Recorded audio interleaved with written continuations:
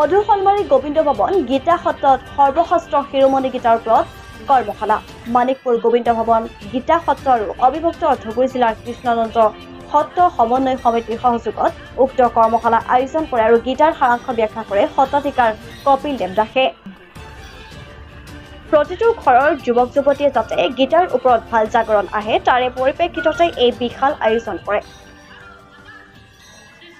আৰু তাৰ লগতে প্ৰভু কপিল দাস দেৱে কৈছে, গীতা অধ্যয়ন কৰিলে আমাৰ ল'ৰা ছোৱালীবোৰে নিচাজাতীয় বস্তুৰ প্ৰতি আসক্ত নহ'ব। গীতাৰ জ্ঞান সমাজৰ সকলো মানুহৰ অন্তৰত থাকিলে সমাজত কেতিয়াও অমানৱীয় ঘটনা নহয় বুলিও আখ্যা দিয়ে। 15 দিনীয়া কৰ্মশালাৰ ভিতৰতে মধুশলমাৰী গোবিন্দ ভৱন গীতা সত্ৰত আজি 14 দিনীয়া সৰ্বশাস্ত্ৰ শিৰোমণি গীতাৰ ওপৰত কৰ্মশালা সমাপ্ত হয়। উপস্থিত থাকে মানিকপুৰ গোবিন্দ ভৱন গীতা সত্ৰৰ ডেকা সত্ৰাধিকাৰ কপিল দাসৰ লগতে দূৰ দূৰণিৰ পৰা অহা ভক্তপ্ৰাণ ৰাইজ। News desk star live 24 Assam.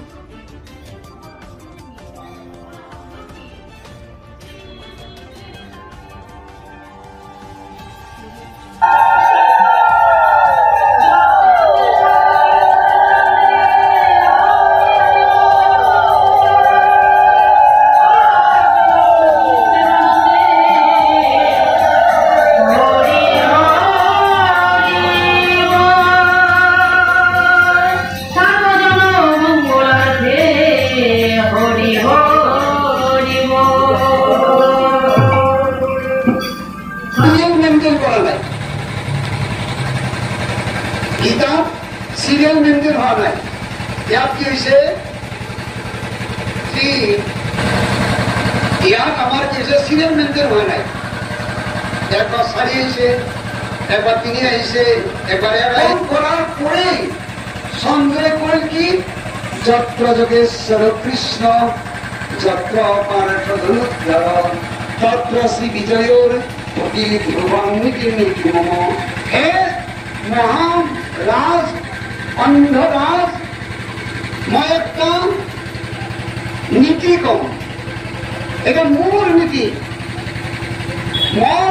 মই ধৰা পড়ছে কি যত ভগৱান থাকিব যত ভক্ত থাকিব তাত সব থাকিব কি কি থাকিব জয় বিজয় সুখী সুখী সমস্ত সম্পদ বিপদ আপদ তাত নাথাকিব জয় থাকিব পৰাজয় নহয় যত্ৰ যোগেশ্বৰ কৃষ্ণ যত্ৰ পাৰ্থ ধনুৰ্ধৰ তত্ৰ শ্ৰী বিজয়ৰ নব মোৰ মতেদি লক্ষ্মীপতি ভগৱন্ত যাহাৰ প্ৰসন্ন হইলা তাৰ দুৰ্দেৱ কিবা আছে ভগৱান সন্তুষ্ট হলে সব সন্তুষ্ট হলে তস্মিন তুষ্টে জগৎ তুষ্টি প্ৰণীতে প্ৰণীতা আপনি মোক তুষ্ট কৰিব নালাগে মই আপোনাক তুষ্ট কৰাৰ কোনো দৰকাৰ নাই ভগৱান যদি সন্তুষ্ট হয়ে যায় বাকী সমস্ত আপুনি সন্তুষ্ট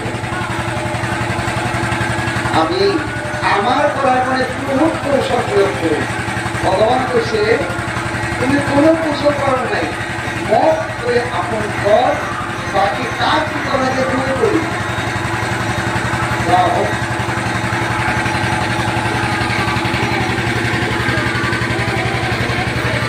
सात वैकुंठ पाब लगे ये 700 श्लोक 700 श्लोके कयटा शून्य दिसे दुईटा शून्य একটা সংখ্যা দিছে আমার কয়টা বৈকুণ্ঠ আছে 7 বৈকুণ্ঠ কেতিয়া যাব পাৰিব তেতিয়া 1 নম্বৰ দুই নম্বৰ জগৎ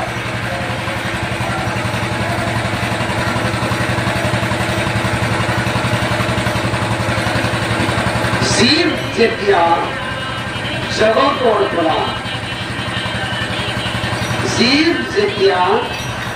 জগতৰ পৰা আঁতৰি যায় শূন্যায় জগত কিছু নাই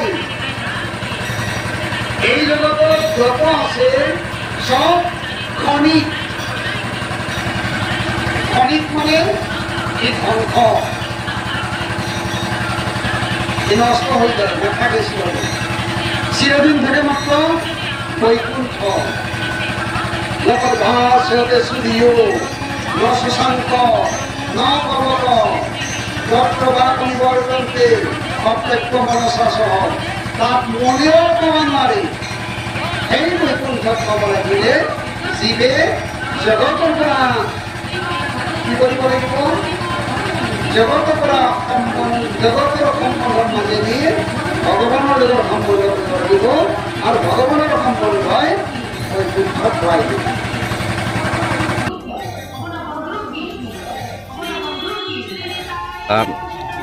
আপোনাক প্ৰথমতে ষ্টাৰ লাইভ 24 অসমৰ পৰা মই স্বাগতম জনাইছোঁ। আপোনালোকৰ যিটো এইটো মানে কৰ্মশালা ষ্টাৰ্ট কৰিছে গীতাৰ ওপৰত, সেইটোৰ বিষয়ে আপুনি কি ক'ব বিচাৰে সমাজত? নমস্কাৰ। আমাৰ মানিকপুৰ গোবিন্দ ভৱন গীতা সত্ৰৰ উদ্যোগত অবিভক্ত ধুবুৰী জিলা কৃষ্ণানন্দ সত্ৰ সমন্বয় সমিতিৰ সহযোগত আমাৰ কেইবাখনো জিলাত এই অসমৰ বিভিন্ন স্থানত এই গীতাৰ কৰ্মশালা চলি আছে। তাৰে মাজত আজি মধুচলমাৰী গোবিন্দ ভৱন গীতা সত্ৰত যিখন কৰ্মশালা হ'ল তেওঁ অন্যতম। ইয়াত বহুত মানুহ গোট খাইছে আৰু সমস্তজনে এই কৰ্মশালাক বৰ আনন্দ আৰু মনোগ্ৰাহী বুলি স্বীকৃতি দিছে। আৰু ইয়াত যে বহুত জানিব লগা কথা আছে, ইয়াত যে বহুত তথ্য। পৰিচয়টো দিব। নমস্কাৰ, মই কেশৱ ধামৰ সম্পাদক ডাঙৰীয়া হয়। নামটো ক'ব?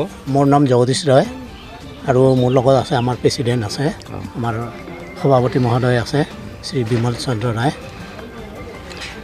এই কৰ্মশালাটো মানে লোৱাৰ এটা কি মানে কি ভাবিছে, কি ভাবি এই কৰ্মশালাটো লৈছে? কৰ্মশালাটো হৈছে কি ধৰ্মীয় আলোচনা বিলোচনা, যিটো গীতাৰ যিটো আমাৰ স্বত্বাধিকাৰ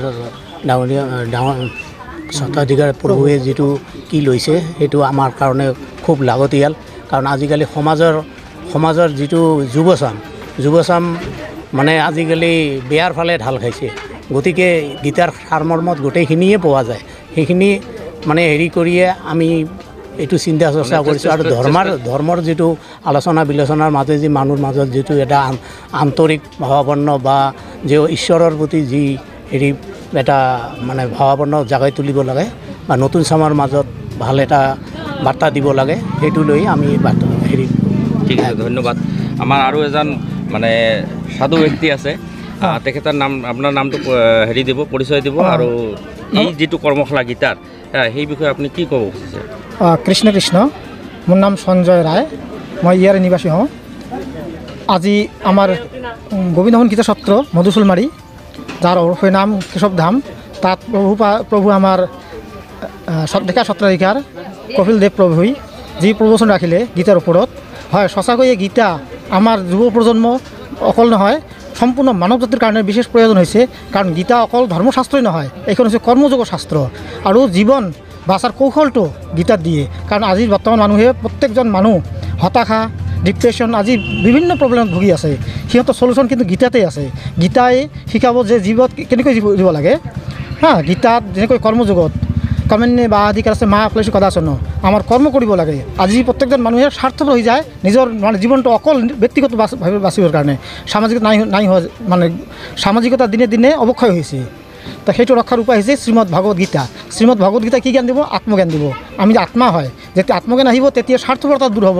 স্বাৰ্থপৰতা দূৰ হ'লে আমাৰ মানুহ অট'মেটিক মানে অন্তকৰণ পবিত্ৰ হৈ আহিব। গীতাৰ বিশেষ প্ৰয়োজন। তো আজিৰ যিটো প্ৰগ্ৰাম চলি আছে সেইটো খুব মূল্যৱান প্ৰগ্ৰাম। আমাৰ প্ৰত্যেকজন মানুহে ইয়াত অংশগ্ৰহণ কৰাৰ কৰ্তব্য।